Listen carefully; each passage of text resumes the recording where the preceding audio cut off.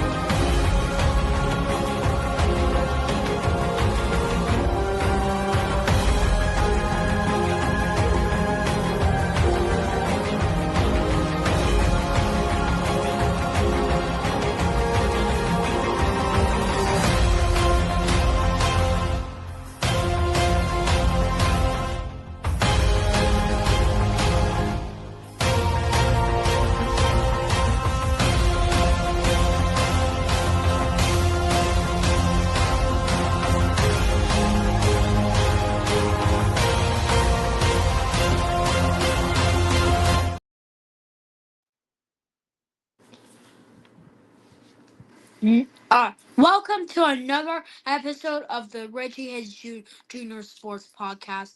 On today's show, we are hitting on the Celtics' huge win in New York. Missed three free throws. Sorry, cost the Nuggets, and Ben Rice proving his worth, hitting a grand slam today.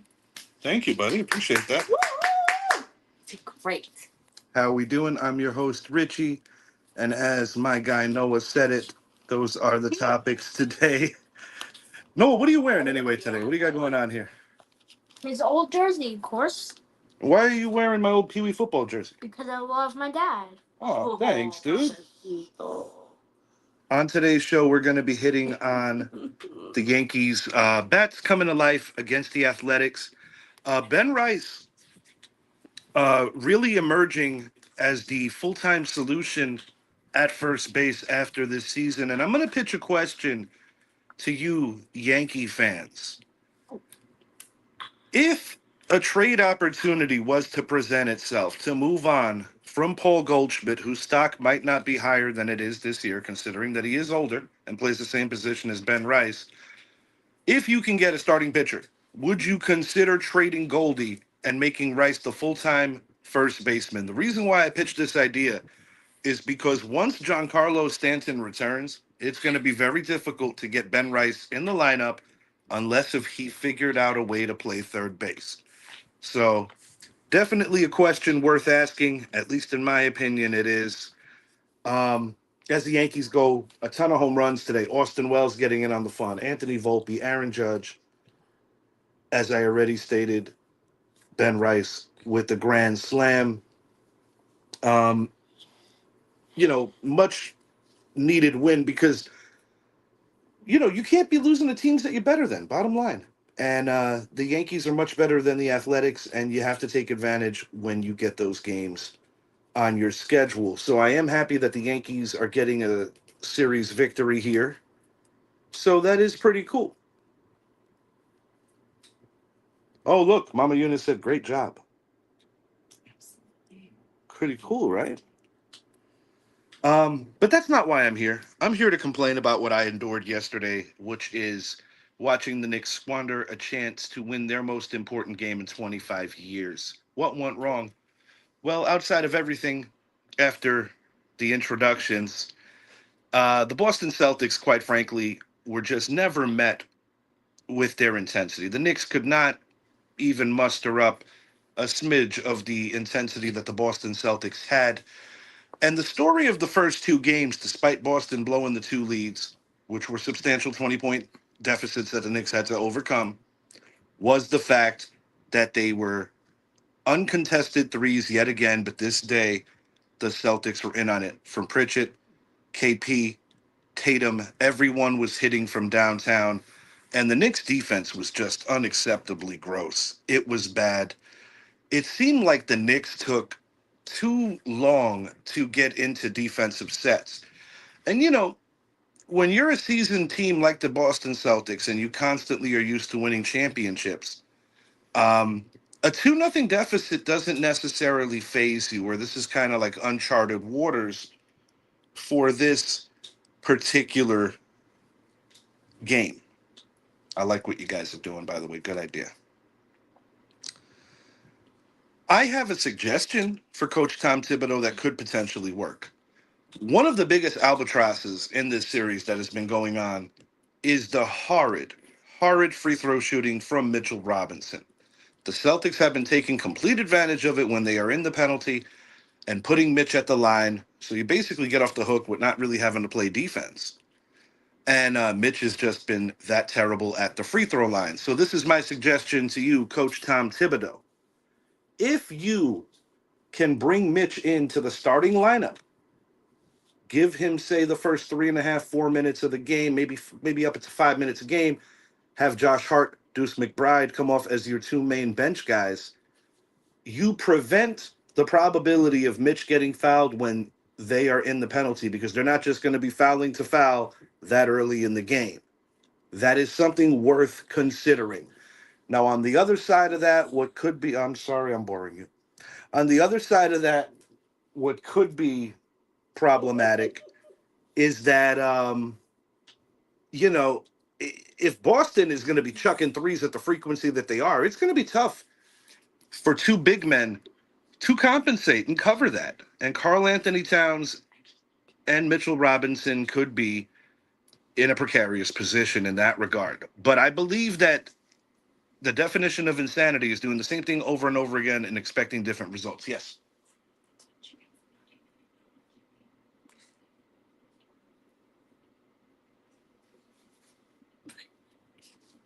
Oh, I didn't know you wanted to be on camera. No, I wouldn't put on lipstick for now. And I guess that. But would you like to talk? No, I wouldn't. No. Please, Too Mom. Late. It's too late. The ship has sailed and it's gone down the river. You know, Down the river in New Orleans. I love you so much. Please. I love you. I don't know shit about sports. Crap. I mean, stuff about sports anyway. back to what I was getting at. I just feel that you have to alter what you're doing if you're the New York Knicks. You cannot afford to keep marching out Mitch in minutes where the probability is higher for the opposing team to keep fouling. And quite frankly, it is just super problematic, and it's not a high value.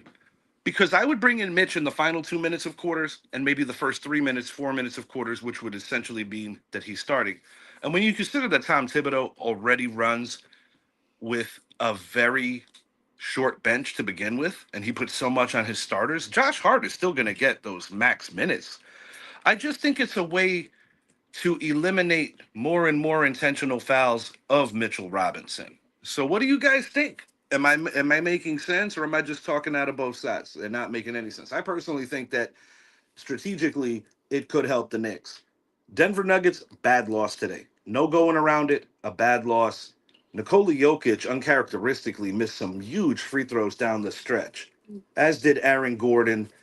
And it was just a very low scoring, sloppy game for a Nuggets team that doesn't make those kind of mistakes.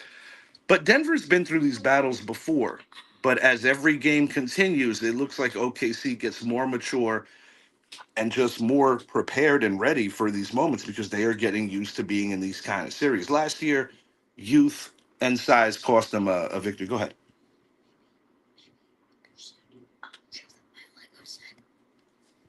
Yeah, go grab it. All right.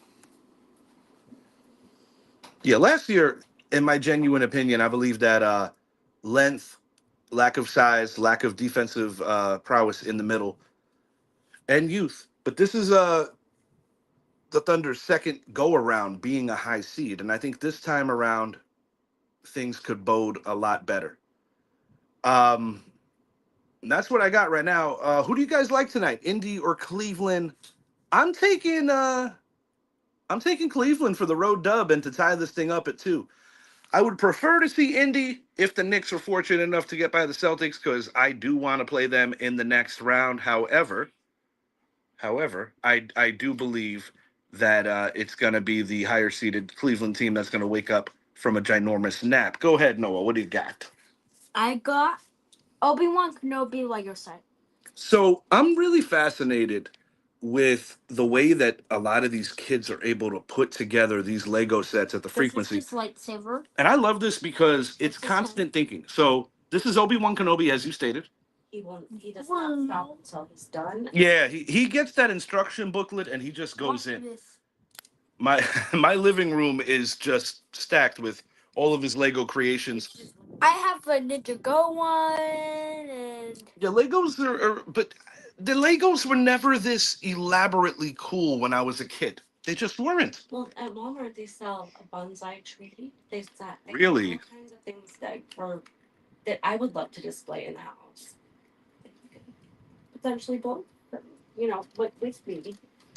If I even had the patience, I don't even know if I would have the amount of patience he does, to be honest. Derek Carr retiring after making some serious money. Shouts out Robert Bumpy Johnson, one of my favorite Green Bay Packer fans, who oddly enough is from Louisiana.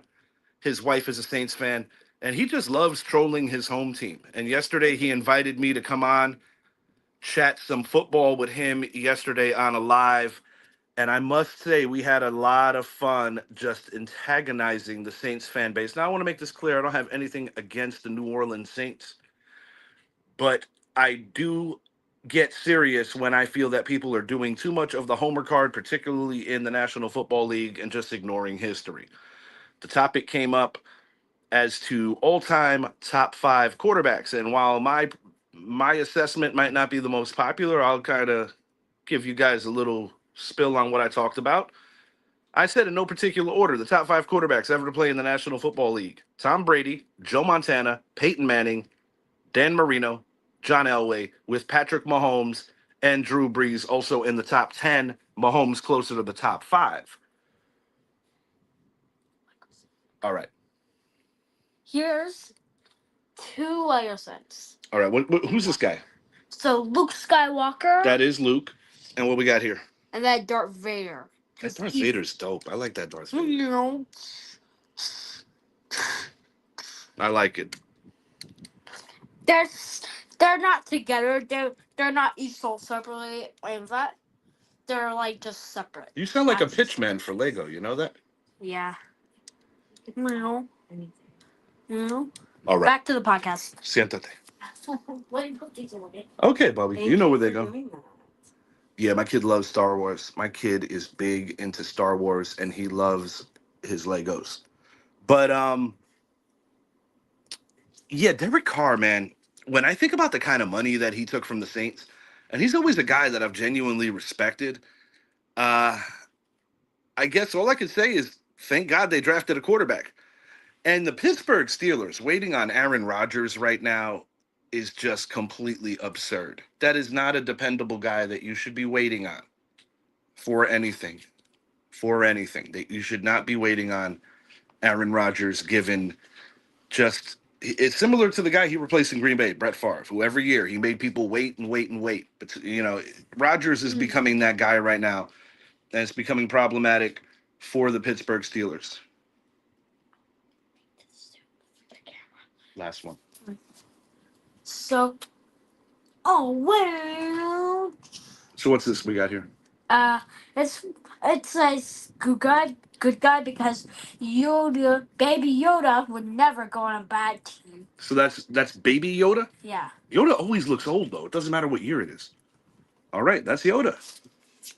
Yoda lived a good life though. Yeah. A lot of years. A lot of years in the galaxies. Bye. Okay, later, buddy.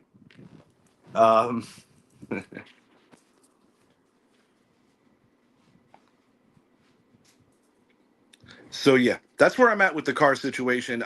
They did a good job by going to Louisville, getting themselves a quarterback. Shador Sanders definitely saying the right things since arriving in Cleveland, as it really seems that he's just got to play that angle of chip on the shoulder, and just legitimately wanting to prove the naysayers wrong. I mean, he did fall to round 5, which a lot of people thought was egregious. I have mixed feelings on it because I know that Dion essentially told 26 teams that we didn't want to do business with you guys. So that kind of, leaves the options minimal. And I think it also gives a lot of the franchises a bit of the wrong idea. So there's a couple of ways to look at it. But I am really excited to see how all these quarterbacks pan out. I really do enjoy the speaking of Star Wars, Jackson Dart, that man loves Star Wars as well. The future giant quarterback, hopefully the franchise giant quarterback. Time will reveal if they got that right. Time will reveal if they got that right. But last thing I want to say before I get out of here about this Knicks Celtics series. If the Knicks should implode and they are not able to do any better than the 2 games that they did win on the road, I still think they did a phenomenal job.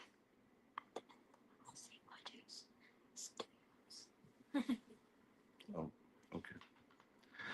Yeah, that's honestly how I feel. I feel that the Knicks have already overachieved. They won 2 road games. And I'm not going to sit here and say that I think the Knicks can't bounce back because they've done it all year. But Karl Anthony Towns, the injury to the hand, uh, quite frankly, it just looks like Boston has just been better for 3 games. They had 2 collapses. But when you consider that Boston shot that bad from the 3-point line and the Knicks narrowly escaped games 1 and 2, it's not a good sign, especially when you see the way that they flattened the Knicks at home. The 1-3 Knicks record at the Garden, also pretty wacky, but they are undefeated on the road. But I think Coach Tom Thibodeau should strongly consider giving Mitchell Robinson different minutes at different times. He will still get the same amount of minutes, but it's different minutes. Minutes where he's not going to be constantly getting fouled at the free throw line because it is getting problematic to the point where the Knicks are too vulnerable on offense, and they're already struggling enough. Mm-hmm. So you agree with my take? Yep, I agree. And another thing too, David Portnoy, uh, Barstool Sports, I get it.